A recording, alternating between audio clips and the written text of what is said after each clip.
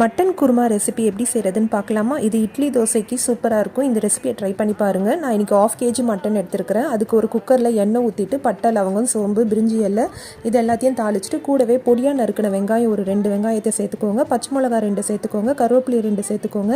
நல்லா வதக்கிட்ட பிற்பாடு 1/2 ஸ்பூன் இஞ்சி பூண்டு விழுதையும் சேர்த்துக்கிட்டு நல்லா வதக்கிடுங்க. இது கூடவே ஒரு தக்காளி பொடியாக நறுக்கினதையும் சேர்த்து நல்லா வதக்கிடுங்க.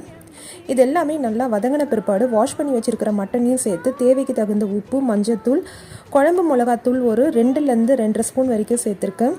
அதையும் கூடவே சேர்த்துட்டு நல்லா வதக்கிடுங்க. கரம் மசாலா தூள் ஒரு ஸ்பூன் சேர்த்துக்கோங்க. இது எல்லாத்தையுமே நல்லா கலரி விட்டுட்டு தேவைக்கு தகுந்த தண்ணி ஊற்றி குக்கரில் ஒரு 4லேருந்து 5 விசில் எடுத்துக்கோங்க. அரை மூடி தேங்காய், 1.5 ஸ்பூன் கசகசா, ஒரு 3 முந்திரியை சேர்த்து நல்லா மைய அரைச்சிக்கோங்க. குக்கரை ஓப்பன் பண்ணி கொஞ்சம் கொதிக்க விட்டுட்டு அரைச்சி வச்சுருக்கிற விழுதியும் சேர்த்து நல்லா கலரி விட்டுட்டு ஒரு 5 நிமிஷம் கொதிக்க விட்டு கொத்தமல்லி இலையை தூவி இறக்கிட்டிங்கன்னா சூப்பரான மட்டன் குருமா ரெசிபி ரெடி.